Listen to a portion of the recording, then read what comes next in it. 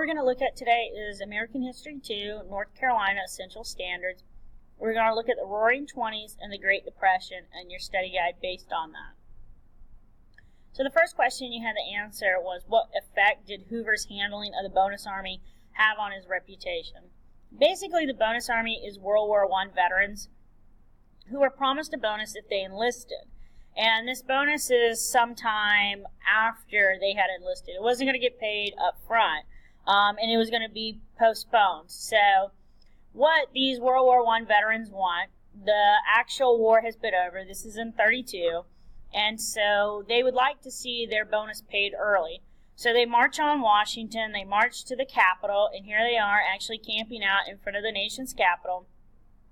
And they are demanding that Congress go ahead and force the bonus to come early. They want the bonus to be paid early. President Hoover is battling the Depression. He's battling a really bad public image.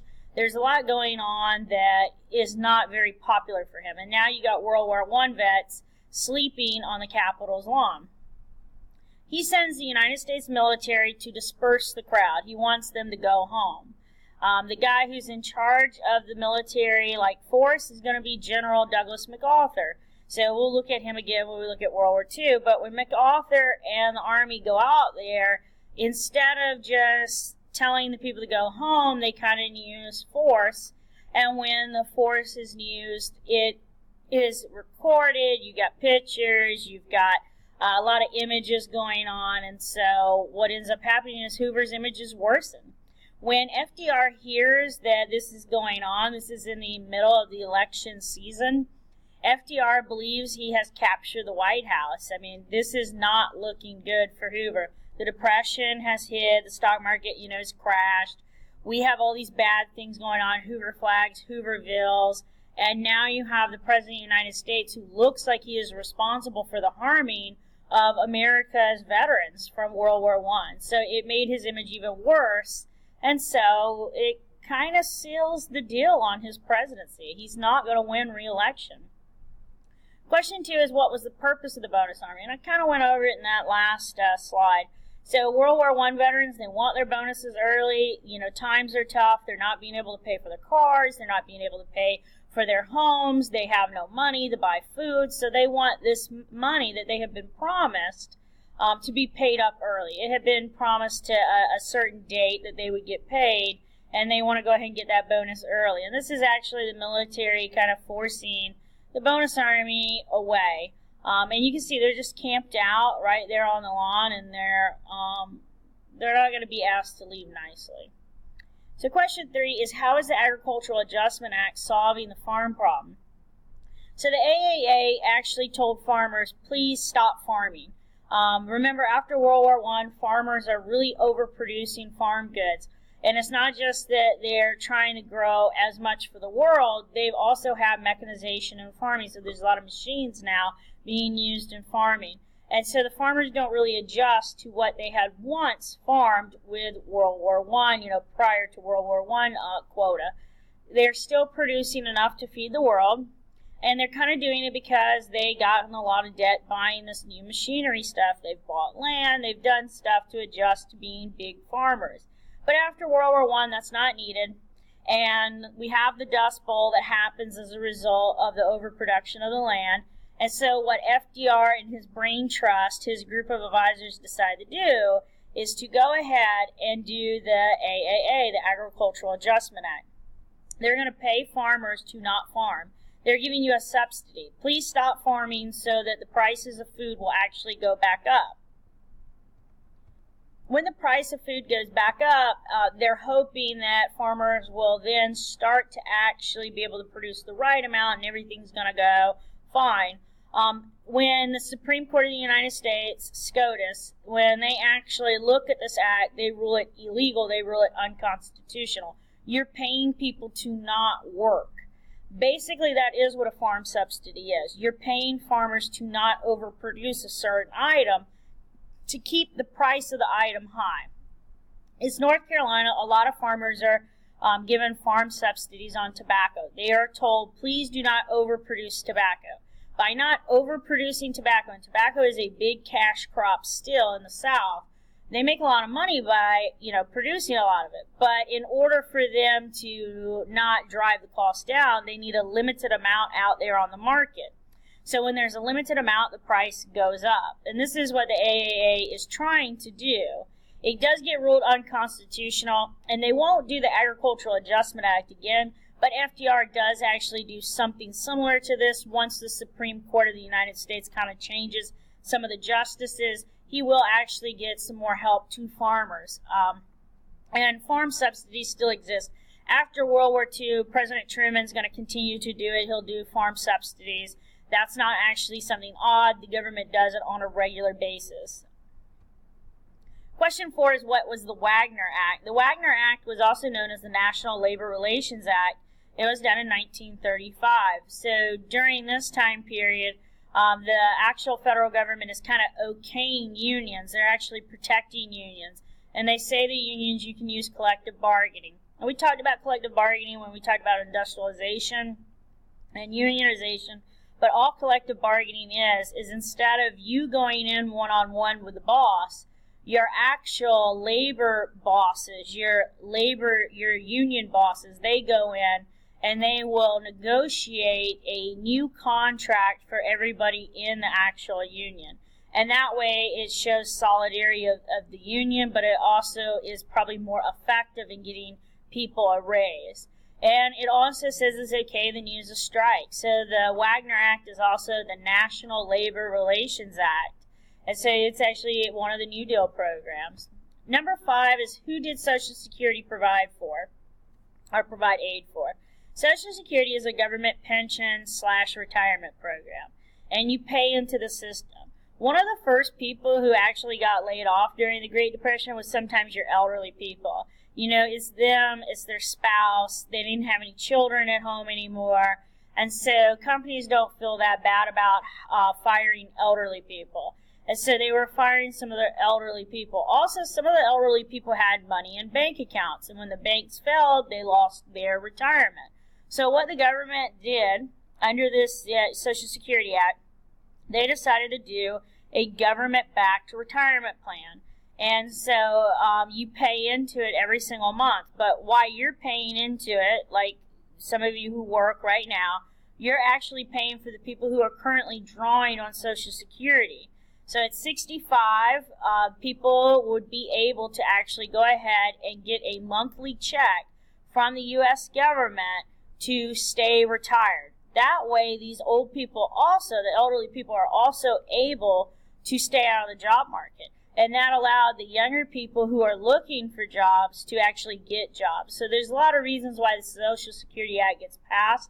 But by eliminating the elderly, the older worker, you're actually enabling more of the young people to get into the job market, and you're still able to keep the economy flowing, or you're trying to get it to flow. It also gives money to widowers and widows. So if you're married and your spouse dies, when you hit 65, if their Social Security check would have been higher, you can claim theirs. It will also help out for orphans. So if your parent or your parents pass before the age of 18, you can actually draw on their Social Security check, and that is meant to help offset the cost. And anyone who's also disabled qualifies for Social Security. You do have to pay in the Social Security if you're an adult, if you want to actually get Social Security. So people who own their own business, like they own their own little restaurant, it was their dream. If they don't pay the payroll Social Security tax, they do not qualify for Social Security. So most of the time, if you work a job, you will pay it. You'll see it out of your actual account. You'll see it out of your check, okay? Question 6 is, why was the TVA criticized? So the Tennessee Valley Authority provided electricity, but it was a government-owned electric company. And so what it does is it dams up this river system here, and it's hydroelectricity. When the government owns something, it provides it to you at the cheapest price point possible. And the government doesn't make money on their businesses. Like one of their businesses is the United States Postal Service. In the United States Postal Service charges you exactly what it costs to mail your letter or whatever it is that you're supposed to do. It doesn't have any extra on it. So this is actually why people criticize the TVA. A lot of private electric companies, people who own electrical companies, resented it, thinking that the government was going to create a monopoly on electricity. And electricity is considered a necessity. What the TVA really did a lot of good is that it actually provided some areas that were very poor and very rural with electricity. These areas in the App Mountains didn't have electricity at this point. So it provides electricity and it provides jobs. The Blue Ridge Parkway is built during this time to actually help with the TVA. So like a lot of the people who live in the mountains, they didn't have electricity like the people in New York City did. So this actually does all of that for them, and it does it at the cheapest price point possible. Question 7 is why did FDR declare a banking holiday in the early 1930s? He really wants the banks to shut their doors. If the banks are closed, then people can't go to the bank like this. This is actually a bank run in 1933. He wants them to shut their doors so people can't continue to withdraw their money. Because every time people withdraw their money from a bank, banks have to withdraw their money from stocks and from loans that they provided out. So every time Bob here, and I don't know if that's Bob, but Bob here has $10,000 in the bank, and he wants to pull it out of the bank before the bank collapses, because if the bank collapses, it can take your money with it. He goes in there and he cashes it out. Well, the bank has to now get that money from somewhere because they've tied up money in investments in the stocks and in loans that they give out. So Dan here, his home loan gets called in, and he has 30 days to pay the full bulk of his loan or he loses his home. And so this is why FDR goes ahead and declares a banking holiday. He says, banks, you need to shut down. You need to stop allowing people to withdraw money. Banking's a lot different back then than it is today. There's no electronic banking. You really did have to go in person. Banks operated Monday through Friday, like 9 to 5. They're not open on Saturdays and Sundays, and it's just a little bit of a different world. So he shuts them down because if they're shut down, no one can continue to withdraw their money, and that way the stock market will be able to make somewhat of a little recovery. But it also gives him time to make a plan of action. Now, how are we going to fix the banking institute? How are we going to reform banking in the United States? Question 8 is how did the New Deal address the economic problems of the Depression? It provides the 3 R's, relief, reform, and recovery. He does give direct relief, direct aid to people. So he'll give it in jobs or just a straight out check. If he can't get you a job, cash. He also wants to, when he provides that relief, that's also a part of the recovery process. When people have money, they tend to spend that money. And so when they spend it, it's going to get the economy circulating again. He also wants to completely reform the institutions that were viewed as the issues that caused the great stock market crash and the banking issues. So his aim is to fix the banking system in America and the stock market. Basically, FDR's New Deal is let's throw anything we can at the dartboard and see what sticks. And if it sticks, then it must be good. If it holds up for a little bit, it must be good. So he'll try anything and everything. And really, he is trying a brand new kind of economic theory out there. He is trying deficit spending. He is going to take the United States' money and he's going to go into huge debt to try and get the economy back up and rolling. It's called pump priming. If we put a little bit of money into the economy, maybe it'll start rolling. 9 is what causes did Eleanor Roosevelt champion?